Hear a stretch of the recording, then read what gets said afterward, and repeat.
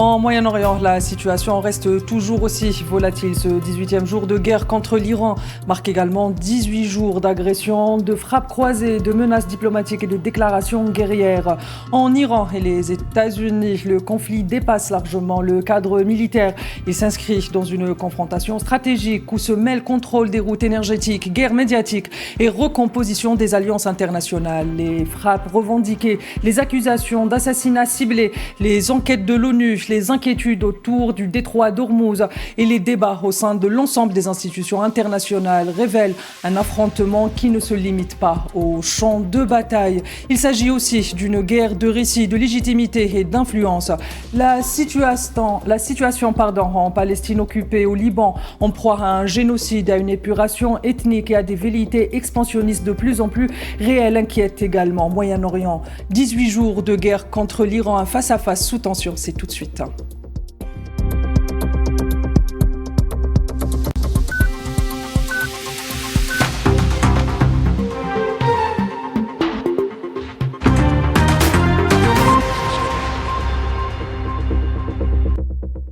Madame, Monsieur, bonsoir, merci de nous rejoindre sur Al24 News. Nous sommes en direct et le fil rouge consacré à l'Iran et à la situation au Moyen-Orient se poursuit. Et pour en parler pour cette édition spéciale, j'ai le plaisir d'être accompagné de Abdelrahman Haddef, expert en économie. Bonsoir, Monsieur Abdelrahman Haddef.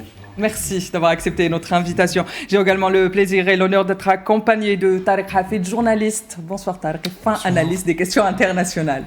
Bonsoir Tarek, merci d'avoir accepté notre invitation. J'ai également le plaisir d'être accompagné de Mohamed Ben Azouz, expert en sécurité et stratégie. Bonsoir Monsieur Azouz. Merci d'avoir accepté notre invitation. Très chers téléspectateurs, sans plus attendre, le cadre est posé. Messieurs également, le cadre est posé. Alors, comme à l'accoutumée lors de ce fil rouge, on va faire le point de la situation. On va prendre le pouls sur les terrains. Je commence avec vous, Monsieur Ben Azouz. Qu'est-ce que vous avez retenu de ces dernières 48 heures au Moyen-Orient ? En fait, nous assistons à une sorte de guerre d'usure, il faut le dire, actuellement. C'est une guerre qui est très technologique. Et ça se joue, chaque partie, ça se joue à des moyens offensifs et des moyens de défense, c'est-à-dire chacun veut que l'autre épuise ses moyens. Donc, pour le moment, on est à ce stade, ça stagne comme ça. Et seulement les pertes augmentent et les dommages, surtout subis par l'entité sioniste, augmentent d'une manière exponentielle. C'est ce qui risque de représenter un sujet d'inquiétude. Les dommages de l'entité sioniste, c'est très intéressant d'en parler, d'autant plus que l'entité sioniste essaye de cacher, ça fait partie de la guerre médiatique. Même question, Tarek Hafid, qu'est-ce que vous avez retenu de ces dernières 24 heures, pardon ? C'est la mort, en tout cas, l'assassinat annoncé de Laridjani. Donc ce matin par les médias, en tout cas par des officines officielles, officielles, oui. Par les autorités sionistes. Des autorités sionistes, on va dire ça comme ça, mais qui n'a toujours pas été confirmé en réalité par l'Iran. Il y a aussi la démission du directeur de l'agence de la lutte antiterroriste aux États-Unis, qui s'oppose visiblement à cette guerre. Et c'est quand même une annonce quand même qui est très importante et intéressante à suivre, ce qui dénote que en fait cette guerre ne fait pas du tout consensus au sein au plus haut de l'État américain, au plus haut de l'administration américaine et des officiels américains. Et toujours, comme disait Monsieur Dr Ben Azouz, donc cette guerre d'usure entre d'un côté l'Iran, dont on ne connaît pas en réalité les capacités réelles. Personne ne les connaît. Pour ça, je vais juste ouvrir une petite parenthèse. Ce qu'on a constaté dès le premier jour de cette guerre, et même avant, c'est les assassinats ciblés des officiels israéliens de la part du Mossad et des services américains. Sauf qu'on constate que les capacités... Oui, une décapitation. Pour ça c'est pour tout ce qui touche aux officiels civils et politiques et militaires. Par contre, il semblerait, et ça on le constate, qu'en termes de potentiel militaire, eux-mêmes n'ont pas les informations, n'ont pas les renseignements sur ce potentiel, d'où la capacité de l'Iran à continuer à bombarder autant les intérêts américains dans le Golfe et dans la région que l'entité sioniste. C'est un point très important sur lequel on va essayer de revenir au cours de cette émission. Monsieur Haddef, vous aussi, qu'est-ce que vous avez retenu en particulier en point de vue économique? Écoutez, déjà, ce qu'on retient, c'est que l'Iran a pu un peu globaliser le conflit. Il n'est plus entre les États-Unis et l'entité sioniste d'un côté et l'Iran de l'autre, mais c'est un conflit qui est devenu maintenant global. Ce qu'on peut retenir durant les 24 heures qui sont passées, c'est surtout cet appel du président Trump pour une coalition pour l'ouverture du détroit d'Ormuz, une coalition qui n'a pas du tout donné suite à cette demande. Au contraire, beaucoup de pays ont répondu de manière négative à la demande. On vient d'apprendre que la France a rejeté la demande, de même pour les Britanniques. Et ça, c'est vraiment... Les Allemands, hier, les Allemands, les Britanniques, les Chinois, bien évidemment, c'était clair. Donc là, c'est vraiment un tournant. Ce n'est pas seulement dans le conflit, mais c'est un tournant géopolitique majeur. Parce que généralement, les alliés, ce qu'on appelle les alliés, étaient toujours d'accord, même pour des mauvaises raisons, ils étaient d'accord pour aller ensemble sur des terrains. Et là, on voit que les États-Unis se retrouvent d'ailleurs seuls. Et surtout, cette contradiction dans l'appel qui a été prononcé par Trump au début, il dit que tout a été fait, donc on n'a pas besoin d'aide. Et juste après, il demande de l'aide aux pays qui, pour lui, sont bénéficiaires du passage d'Ormuz. Alors que réellement, le passage de détroit d'Ormuz influe sur l'économie mondiale, pas seulement sur les pays qui sont acheteurs du pétrole et du gaz du Golfe. Donc, je pense que un peu, on est vraiment dans une escalade qui prend vraiment toutes les formes, toutes les dimensions. On était sur le terrain militaire, après on est parti sur le terrain économique, mais là c'est plutôt géopolitique. Donc on est en train de voir la coalition, l'alliance même qui est menacée, l'alliance atlantique, l'OTAN qui a été même menacé par Trump suite à cet appel. Et on se souvient qu'en 2003, l'Occident a fini par abdiquer et à suivre l'administration américaine, en particulier la France, qui au début avait tenu un discours assez radical au sein des Nations Unies.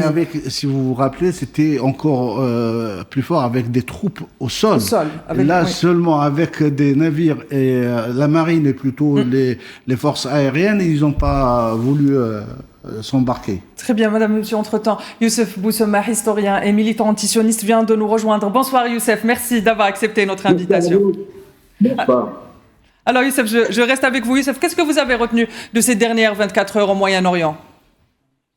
Ce que je retiens, c'est surtout la cohérence des États-Unis dans leur but de guerre. On ne sait plus trop pourquoi ils le combattent, ou même ne savent même pas. Ça montre bien que Trump a été entraîné dans cette aventure sans savoir où il ira. Et en tout cas, actuellement, on le voit, et je rejoins un petit peu les personnes sur le plateau, une incohérence totale au niveau aussi des alliances. On voit bien que de ce point de vue, c'est bien l'Iran qui mène le jeu, qui mène habilement le jeu concernant comment le passage à Hormuz. Et on ne voit pas trop comment Trump va pouvoir s'en sortir. Voilà, ce qu'on peut dire, c'est qu'effectivement, il y a une incohérence du côté de Trump. Cette croisade ne se passe pas comme il l'aurait souhaité. Et sinon, évidemment, on a un savoir-faire en matière de mise à mort qui est malheureusement important du point de vue de l'Amérique et d'Israël, avec effectivement l'assassinat de Larijani. Voilà. Mais cela ne changera pas du tout, à mon avis, comment la ligne de l'Iran. Comme d'habitude, je crois que l'Iran a une position ferme et il y a une très bonne politique en ce qui concerne, une politique extrêmement habile en ce qui concerne la région. Voilà, tout le monde est au pied du mur et c'est une guerre de longue durée. Ça va être une guerre d'attrition. Voilà. Et c'est sur la durée qu'il va falloir juger les choses. Très bien, je viens vers vous, monsieur Benazzouz. Monsieur Benazzouz, vous qui connaissez bien les États-Unis, comment est-ce qu'on peut interpréter aujourd'hui le fait que, comme le disait Tariq Hafid, le fait que le chef de la lutte antiterroriste américaine décide de démissionner par refus de cette guerre, mais surtout que les États-Unis n'aient plus la même mise sur l'OTAN, elle qui a misé sur l'OTAN depuis la fin de la Deuxième Guerre mondiale jusqu'à aujourd'hui, pour une espèce d'hégémonie sur le vieux continent. En fait, pour votre première question, le directeur du NTCC, et ce n'est pas un poste qui est directement politique, ou c'est beaucoup plus une réaction personnelle d'un haut dignitaire. Ce n'est pas une personnalité politique qui... c'est pas une démission qui va peser, c'est une démission symbolique, comme on l'a vu lors du début du génocide à Gaza. Il est plutôt technique, c'est un centre qui est partagé par la CIA, le FBI et un certain nombre d'agences qui est purement dédié à l'antiterrorisme. Donc, ce n'est pas vraiment très lié, mais vous avez bien raison de soulever la question aux États-Unis. Aux États-Unis actuellement, même s'il y a beaucoup de voix qui étaient censées soutenir le président Trump, qu'on connaît sous l'acronyme de les MAGA. Les MAGA, oui.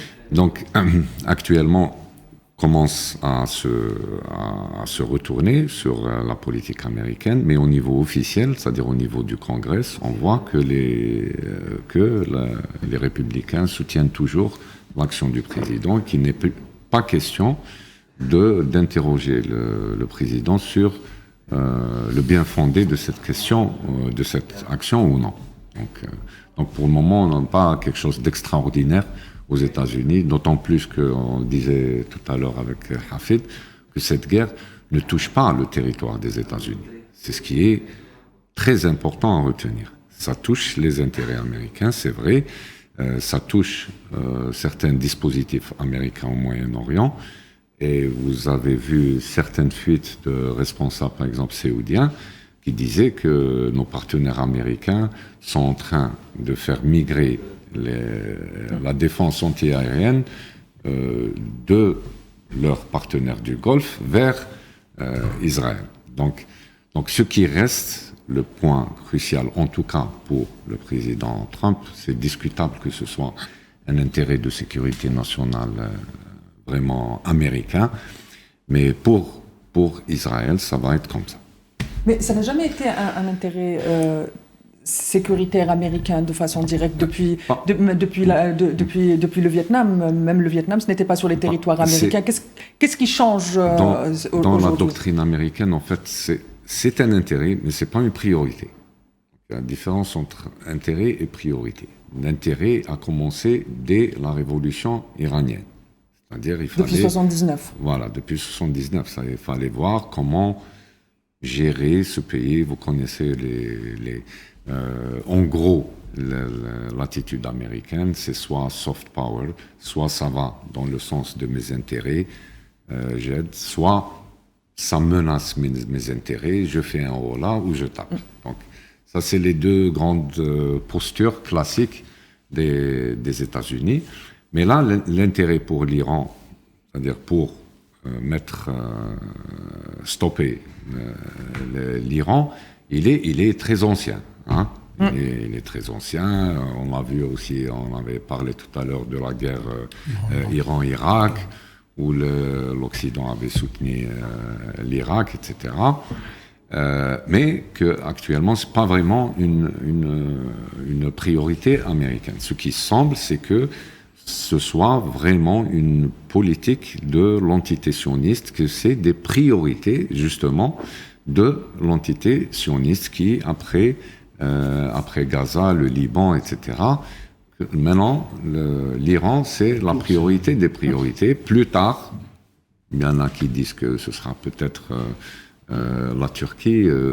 Chacun C'est ses propres pronostics. On va essayer d'avoir un petit temps pour élaborer des pistes de réflexion. Je viens vers vous, Tariq Hafid. Tariq Hafid, on a vu ce matin, vous l'avez dit d'ailleurs, les autorités sionistes ont annoncé la mort de Ali Larijani, pas encore confirmée par l'Iran pour le moment. Même à la région, on me dit que ça n'a toujours pas été confirmé par l'Iran. Pourquoi est-ce que l'entité sioniste tient tant à éliminer l'ensemble des dirigeants iraniens et surtout, pourquoi cette annonce intervient-elle maintenant?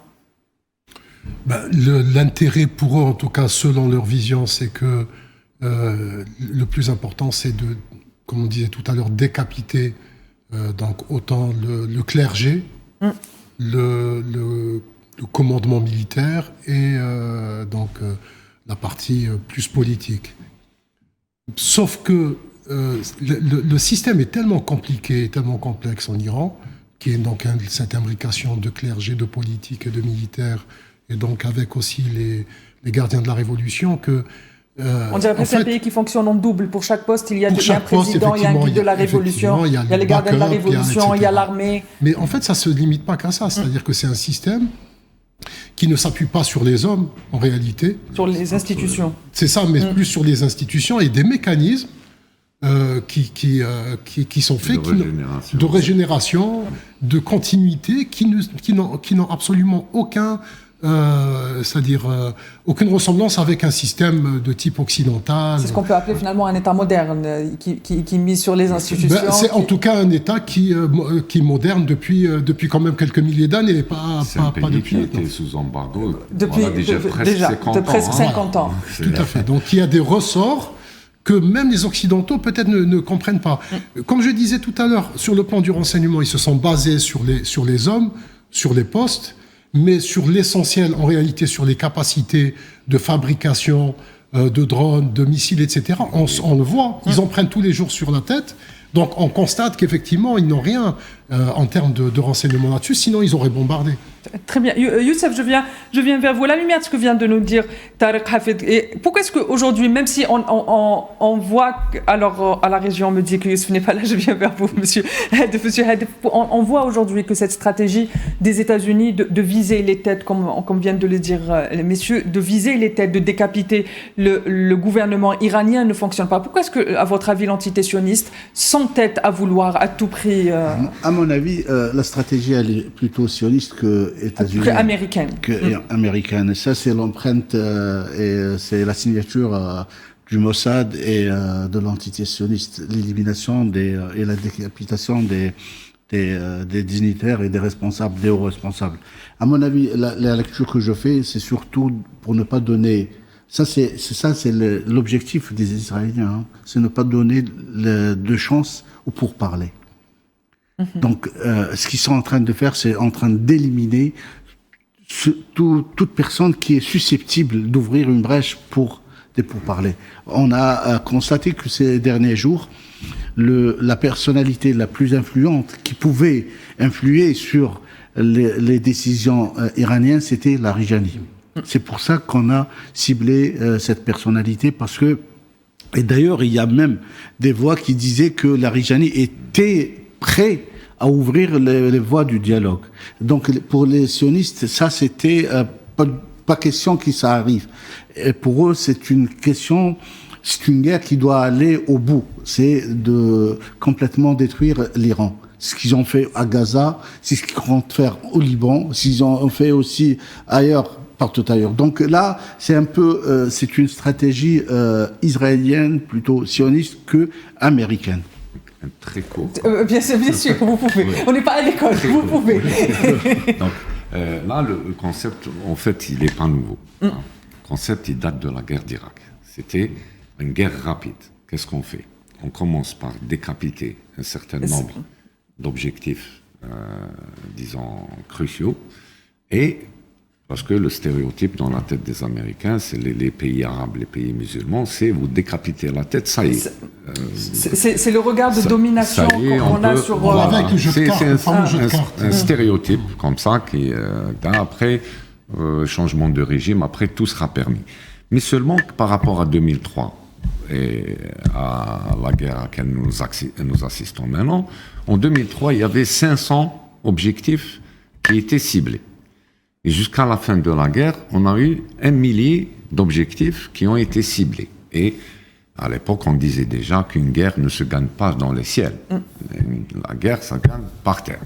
Donc, mais actuellement, il faut se rendre compte, c'est avant-hier, on était à 15 000 objectifs ciblés. À 15 000 objectifs ciblés qui ont été ciblés, que ce soit par les Américains ou par... Et l'effet, là, la guerre brutale, ce genre de guerre, on va donner un bon coup et ça va s'effondrer, ça n'a pas encore marché. Donc c'est ça qui est particulier et ce qui va vers, comme a dit notre ami, ça va vers la guerre d'attrition. En réalité, je ne pense pas. On est à la recherche d'une voie de sortie honorable.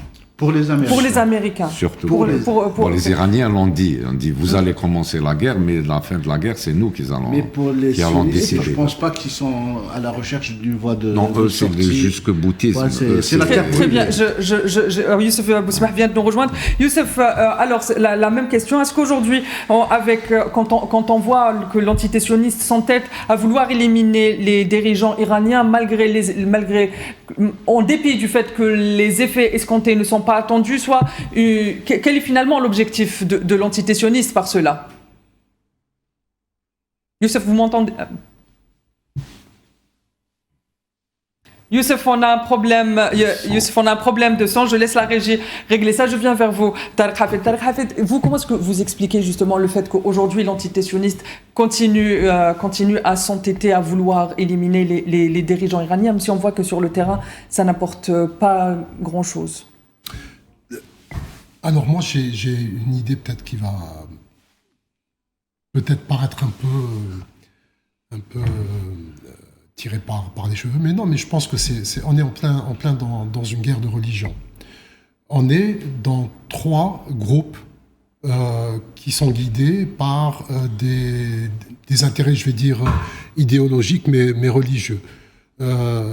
L'entité sioniste, c'est on va dire, une entité théocratique. Oui. C'est une réalité. L'Iran s'est assumé aussi. Et actuellement, à la tête des États-Unis, il y a Trump, aussi pareil. Donc, le fait, et ça on oublie de le dire, je pense que je ne l'ai pas entendu depuis le début de cette guerre sur beaucoup de plateaux que j'ai suivis, la guerre a été déclenchée en plein mois de Ramadan. Autres, nous l'avons dit. Voilà, ça c'est très important. Et le jour même, c'était une fête. C'était une fête de Kippour, à la veille de Kippour, qui célèbre la victoire sur les Perses. Et on sait que Netanyahou s'inscrit dans ce cadre messianique. Il parle du grand Israël. Totalement. Alors pas uniquement Netanyahou, pas uniquement les responsables israéliens. Nous avons entendu dernièrement la réaction d'ambassadeur américain à Tel Aviv, qui a parlé du grand Israël, en parlant de la Bible, etc. Et il faut aussi rappeler une chose, c'est que lorsque Soleimani a été assassiné il y a quelques années par les Américains, donc c'était du temps de Trump, c'était déjà perçu comme étant déjà un signe biblique, déjà à l'époque. Un acte religieux. Un acte religieux, c'est-à-dire que il faut bien prendre en compte que cette histoire aussi d'assassinat de hauts dignitaires iraniens s'inscrit dans cette logique. Par contre, pour les Iraniens, alors lorsque Khamenei est décédé en plein mois de Ramadan et en martyr, là, l'idée même de religieux du côté iranien, elle est beaucoup plus symbolique et on va dire peut-être beaucoup plus positive. Les gens sont en train de mourir en martyr. C'est-à-dire que Khamenei est mort en martyr, ce que n'a pas eu le droit d'avoir même Khomeini en personne. Faut-il rappeler que même Soleimani, quand il a été assassiné, il a été considéré comme martyr. Bien sûr, il a été considéré comme martyr. Il y a toujours cette notion de vengeance et de martyr. Totalement. Et là, je veux bien réagir à ce concept-là, parce que ça coïncide avec l'annonce de la liquidation de Larijani, surtout la lettre qu'il a envoyée hier aux pays musulmans. C'était une lettre très très forte. Hein. C'était une lettre vraiment que quand je l'ai suivie, c'était vraiment avec un message assez dur envers les pays musulmans et surtout dans un esprit religieux. Je pense que toutes les trois parties sont dans cet esprit. Justement, Monsieur Benayoun, quand on revient, on revient à la révolution iranienne. La révolution iranienne, le lendemain, Khomeini avait déclaré soutenir la question palestinienne et s'inscrire dans ce cadre de la Oumma, ce qui est appelé la Oumma musulmane. Aux États-Unis, vous qui connaissez bien les États-Unis, on a les chrétiens évangélistes qui croient aussi en la venue du Messie, qui se déploie en Afrique actuellement, en particulier en République démocratique du Congo et dans d'autres pays. Est-ce qu'aujourd'hui, dans la politique américaine, au sein des institutions américaines, c'est des tendances de certains politiques ou cette idée de guerre messianique est inscrite réellement dans les fondements de la politique sécuritaire américaine? Bon, parce qu'en sioniste, on sait qu'elle est inscrite dedans. Disons, pas politique sécuritaire. On peut parler de l'establishment, parce que l'establishment américain est polyvalent. C'est-à-dire, vous êtes à l'université, vous pouvez être dans les institutions, au ministère des Affaires étrangères, au ministère de la Défense, etc. Il est très, très mobile. Donc, cette idée, elle existe, bien sûr, une alliance entre les évangélistes et les sionistes, qui, le Messie, une fois qu'il revient, il faudrait que Jérusalem, particulièrement, soit sous le contrôle d'une entité alliée. Bien sûr, ça existe. Mais tout cela est en train, il a été consolidé par des questions concrètes. Par exemple, du lobbying. Vous avez l'AIPAC, particulièrement. Vous avez deux lobbies aux USA qui sont très difficiles. Vous avez le NRA et l'AIPAC. Donc, c'est des lobbies qui ont quelque chose de particulier. Si vous n'êtes pas avec eux, ils font campagne contre vous. Ils sont prêts à payer de l'argent contre vous. Donc c'est pour ça que ce qui est politiquement correct aux États-Unis, c'est de ne jamais toucher ni à l'AIPAC ni à la NRA. Donc vous avez vu pendant plusieurs années les débats entre présidents américains. La question d'Israël, elle est évacuée en 7... Même dans le cinéma américain, elle est 7-8 secondes. Ils sont les deux d'accord. Tout le monde est d'accord sur la question israélienne, palestinienne, etc. Mais là, j'apprécie votre question. C'est justement l'erreur que nous avons tendance à un peu personnaliser, dire président Trump, etc. Il y a des intérêts américains. C'est des gens qui planifient sur 200 ans. Il y a des intérêts qui sont fixes. Vous avez eu le premier mandat du président Trump. Par exemple, il a fait 2 questions. Il a signé pour que l'ambassade américaine soit transférée à Jérusalem. Et après ça, c'est un démocrate qui est venu. C'était Biden. Qu'est-ce qu'il a fait, Biden? Il a fait marche arrière. Pas fait marche arrière. Parce que c'est tous les présidents américains qui voulaient signer ce papier, mais qui ne pouvaient pas vis-à-vis de leurs partenaires arabes, etc. Mais c'était déjà entériné par le Congrès. Donc vous voyez, c'est des intérêts. De temps en temps, vous avez des exécutifs qui avancent très vite, mais ça ne veut pas dire que les Américains ne veulent pas ça. Très bien. Youssef, vous smah bien de nous rejoindre. Youssef, vous m'entendez?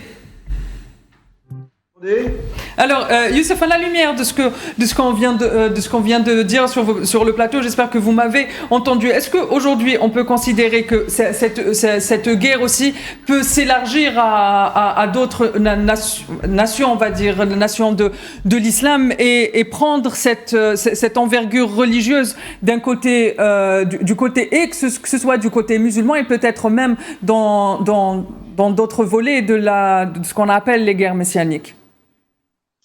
Du côté musulman, je ne le pense pas. Je pense que les régimes du Golfe sont beaucoup trop soucieux de leur place.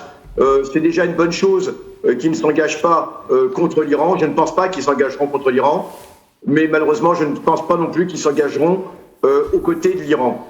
parce qu'ils sont trop bien tenus actuellement. Bon, mais c'est déjà une bonne chose s'il reste à l'écart. Mais c'est vrai que Larijani avait absolument raison. On est quand même stupéfait de ce monde arabo-musulman qui a organisé d'abord une guerre contre l'Iran dans les années 80, qui a laissé le peuple iranien se faire massacrer et qui désormais le laisse également. Là, on a vraiment quelque chose d'absolument incroyable, d'injuste, de fondamentalement injuste au plan historique. Mais je crois que cette guerre, il y a un gros écueil, c'est que les alliés des États-Unis ne suivront pas. Je pense qu'ils ont compris, ils n'ont pas envie de suivre, pour l'instant en tout cas, Donald Trump. Et du côté des pays arabes et musulmans, ils ne vont pas non plus forcément s'engager aux côtés de Donald Trump, en tout cas pas pour l'instant. Ils se rendent bien compte qu'ils sont extrêmement fragiles et aller accompagner la croisade de Trump, ce serait beaucoup trop risqué. C'est déjà énorme le fait de laisser les bases américaines sur leur territoire. Non, je pense que ça va être une guerre d'usure avec Israël, avec l'entité sioniste, avec les États-Unis et l'Iran. Et peut-être que les contradictions vont apparaître du côté des États-Unis. La question de savoir qui va tenir le plus long, qui va avoir le souffle le plus long. Et en tout cas, eh bien, je ne pense pas du tout que l'Iran va céder. Je ne pense pas que les pertes qui ont lieu vont de toute façon infléchir. On a là la vieille vision ethnocentrée européenne, europo-centrée, cette vieille vision anthropologique là, sur les peuples arabo-musulmans. Ça a été dit tout à l'heure par nos amis sur le plateau, à savoir que vous détruisez la tête et puis il n'y a plus rien, tout s'effondre. Mais c'est absolument faux. Ce qui était valable dans le cas de l'Irak, au niveau même de la construction idéologique de l'État iranien et de la défense iranienne, n'est pas du tout le cas pour l'Iran. Donc on va voir un peu qui va tenir le plus long. Et c'est vrai que Israël, l'entité sioniste, aujourd'hui, se dit que cette fenêtre d'opportunité ne se représentera pas. C'est pour ça que je pense que la direction sioniste va essayer d'aller jusqu'au bout. On va voir qui va céder le premier. Mais en tout cas, les Iraniens, avec le détroit d'Ormuz, malgré tout, ont une carte très très importante. Tiennent en main une carte très très importante qui influera, à mon avis, sur l'avenir de cette guerre. Très bien, Youssef, restez avec moi. On ne va pas parler du détroit d'Ormuz, et c'est très intéressant parce qu'il y a l'Irak déjà qui commence à négocier directement avec l'Iran. Je reviendrai sur ça avec vous, Monsieur Hadef.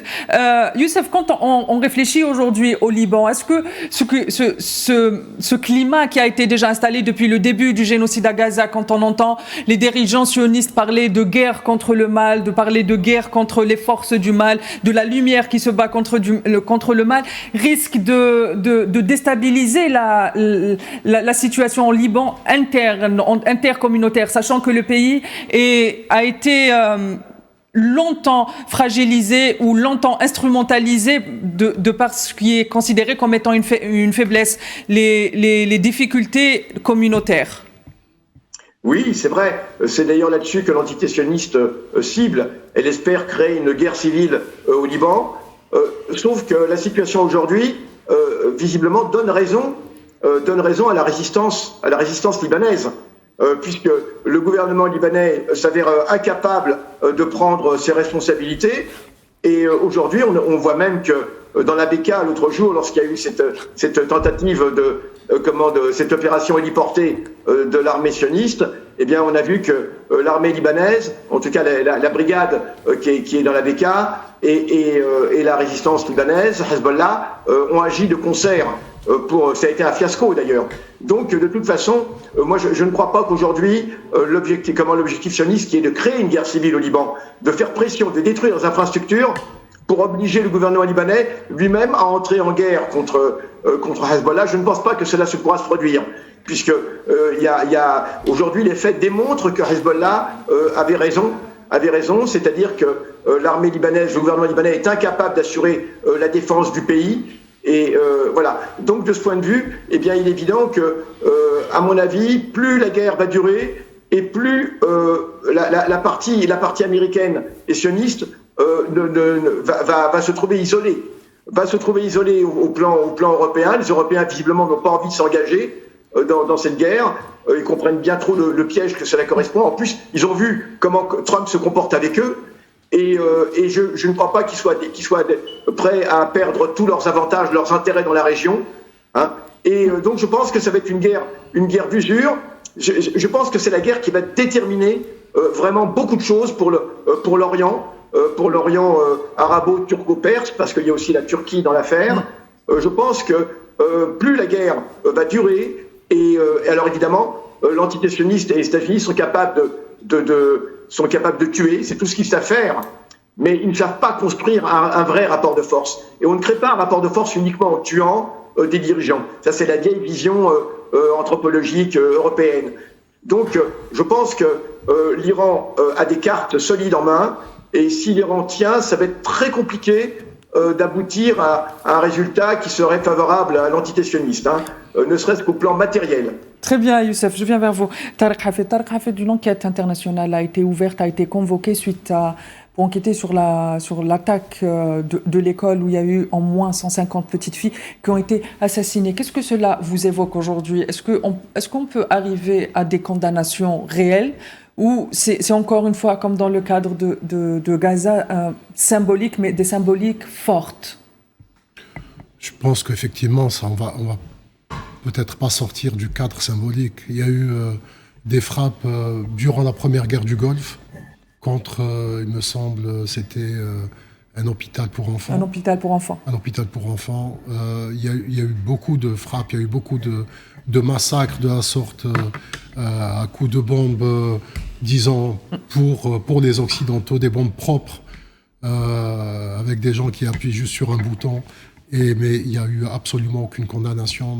Vraiment, je n'en vois pas. Il faut bien comprendre, ça il faut le dire et le redire, la mort d'un non-occidental n'a pas de valeur. On l'a vu pendant la vie d'un non-occidental n'a pas de valeur. Donc, quand c'est des occidentaux, là c'est autre chose. Mais là, on est vraiment dans un autre Faut-il rappeler encore ce qu'on disait sur les plateaux des médias mainstream lors du début de la guerre en Ukraine? On parlait de gens qui avaient les yeux bleus comme la solidarité, comme nous, la solidarité qui nous ressemble. On disait ce sont des gens qui nous ressemblent et qui sont européens, qui ont les yeux. Cela reste marquant. Exactement. Je viens vers vous, Monsieur Benazouz. Monsieur Benazouz, qu'est-ce qu'on peut dire aujourd'hui? Parce qu'il ne faut pas oublier que le génocide à Gaza se poursuit, qu'il y a une offensive sur le Liban, que l'entité sioniste mène une offensive.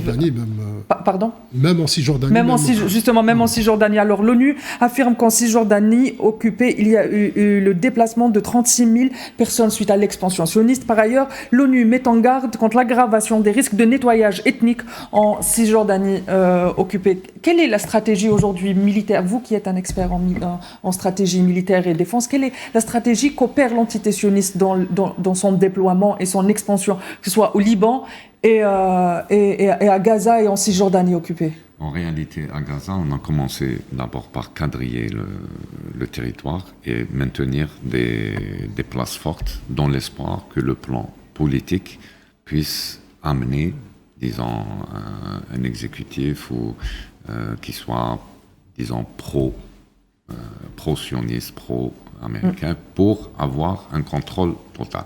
Revenir à la situation d'avant 2007. Presque. Encore plus. Parce qu'il ne s'agit plus de tolérer qu'il y ait quelque chose qui soit vraiment d'essence palestinienne. Ça, ce n'est plus tolérable. Au Liban, on a discuté aussi tout à l'heure, on est remonté jusqu'en 82. Donc, il y a des gens qui pensent qu'ils vont essayer de garder ces territoires, du moins jusqu'au fleuve Litanie, comme ça a été fait déjà en 82. Puis après, ils ont été, à partir de, je crois, 2006, c'est ça 2006, ont été acculés à se retirer. Entre 2005 et 2006. Par la résistance libanaise. Ce qu'il faut comprendre, c'est qu'actuellement, on ne peut plus parler... Sur le principe, on disait avant les guerres symétriques, les guerres asymétriques, comme pour dire guerre d'une armée contre un groupe, disons un groupe armé, etc. Ça sert plus à rien. Ça, on a vu que ce soit en Ukraine, que ce soit au Moyen-Orient, c'est rien. Maintenant, toutes les armées peuvent, quand ils ont intérêt, se comporter comme des groupes, c'est-à-dire faire du travail asymétrique, et quand ça peut leur donner un avantage tactique sur le terrain, se comporter comme, disons, la bonne vieille symétrie. Mais pour compléter le problème de ciblage, parce que maintenant il y a une révolution en matière de ciblage. Vous avez dit tout à l'heure que en Irak, il était question de 500 et puis jusqu'à la fin du conflit de 1000 objectifs ciblés. Là, je vous ai dit que déjà avant-hier, on était à 15 000 cibles. Donc, pour vous, s'il fallait déterminer 15 000 cibles, combien de planificateurs militaires, combien d'analystes vont travailler? Vous faudra une armée d'analystes qui va travailler 10 ans pour pouvoir vous identifier les 15 000 cibles. Mais qu'est-ce qui se passe en réalité? En réalité, c'est que ça se fait actuellement par intelligence artificielle. Par le système qu'on appelle Murphy et auquel beaucoup de réseaux sociaux étaient associés. Il y en a quelques-uns qui se sont retirés, mais c'est ça qui a permis d'identifier autant de cibles en si peu de temps.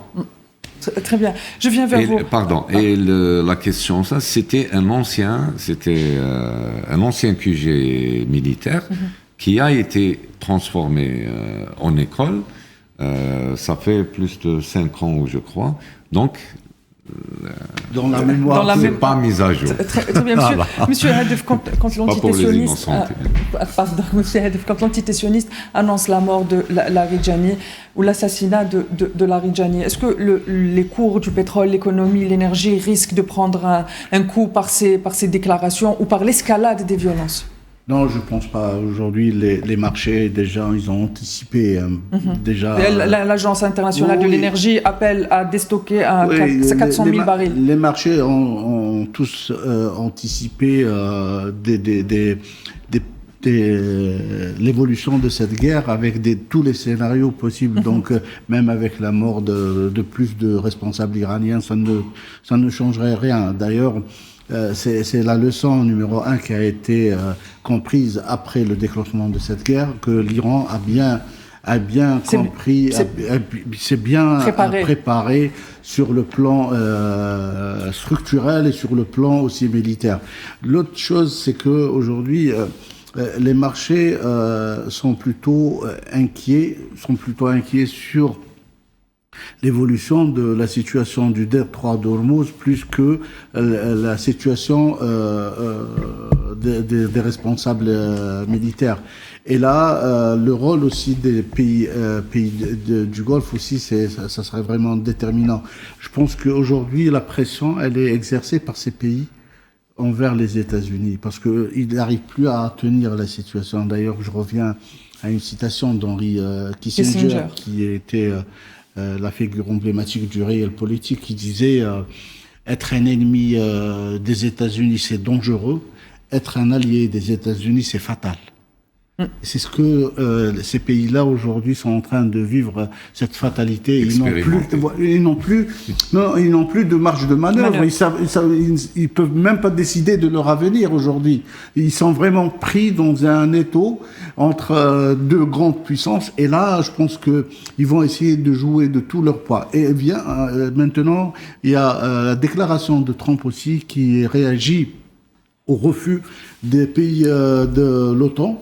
Il vient de faire une déclaration en disant que nous avons reçu la réponse de la majorité des pays de l'OTAN qui ont refusé de participer avec nous dans la sécurisation du territoire. Et là, il enchaîne avec vraiment une agressivité. Il dit que nous n'avons plus besoin d'eux et nous allons continuer tout seul. Et ça dénote un peu un isolement. C'est pour ça que je dis que l'Iran a réussi à aller sur le terrain géopolitique. Donc, ils ont isolé les États-Unis et ça va jouer énormément, même sur le front interne. Très bien. Youssef, une dernière question. Peut-être on arrive à la fin du temps imparti à cette émission. Youssef, à la lumière de ce que vient de dire M. Bouhadef et de cet isolement que subissent les Américains, est-ce que vous pensez que l'entité sioniste risque d'aller encore plus loin dans l'expansion? Je fais référence notamment à la Syrie, au Golan, ou peut-être même aller encore plus loin vers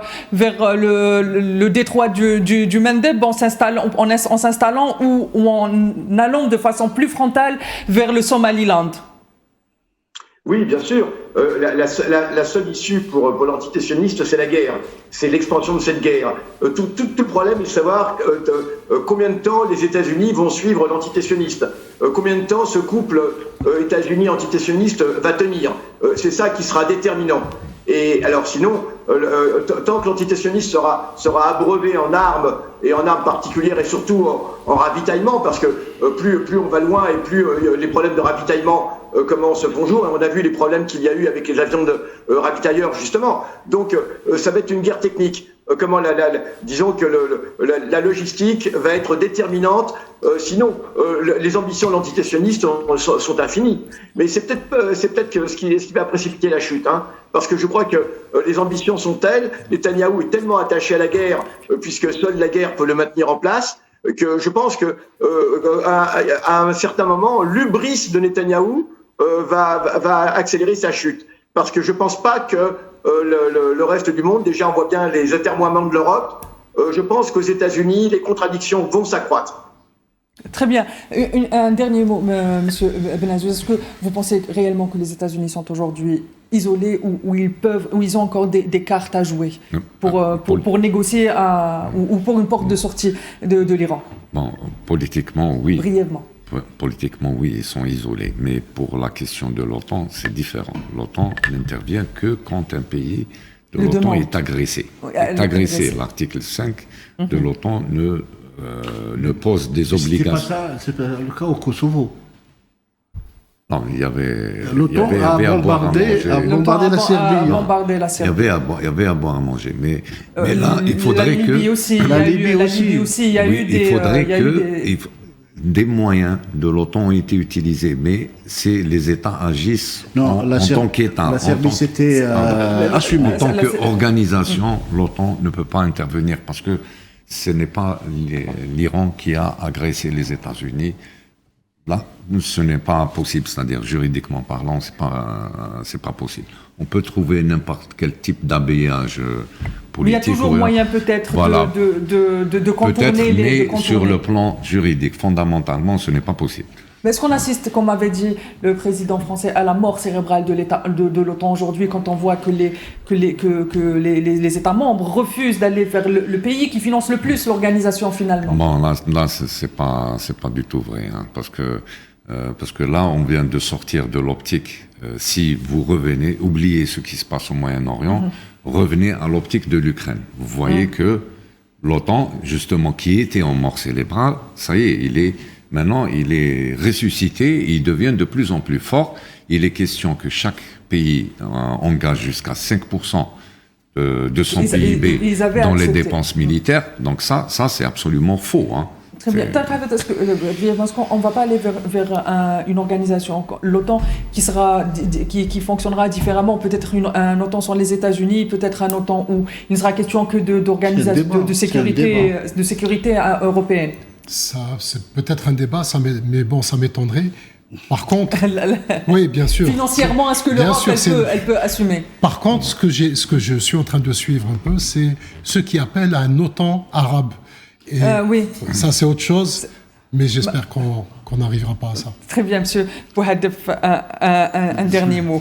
Brièvement, un dernier mot et on a fini cette émission. Non, je pense que, sincèrement, les États-Unis sont mal partis dans cette guerre et ils vont essayer de sortir de cette guerre avec le moins de dégâts, mais je pense que les dégâts sont déjà là. Et pour l'isolement, moi je le dis, parce que si on s'inscrit sur le temps long, il y a vraiment cette tendance de déclin. Et c'est pour ça que l'entité sioniste essaie de faire vite et essaie d'en profiter. Très bien, très chers téléspectateurs, on arrive à la fin du temps imparti à cette édition spéciale. Je vous donne rendez-vous demain à la même heure. J'ai eu le plaisir d'avoir été accompagné de Mohamed Benazouz, expert en stratégie. Merci, monsieur Benazouz, merci. J'ai également le plaisir d'avoir été accompagné d'un habitué de Al24 News, Tariq Hafed. Merci de m'avoir accompagné. Également, Abdelrahman Hadif, expert en économie. C'est toujours un plaisir de vous recevoir. recevoir et un honneur de vous recevoir. Et aussi, depuis Paris, j'ai eu le plaisir et l'honneur d'avoir été accompagné de Youssef Boussamah, historien et militant antisioniste. Très chers téléspectateurs, retrouvez tout de suite Abdelkader Drief pour le 17 Info. Excellente suite des programmes sur Al24 News.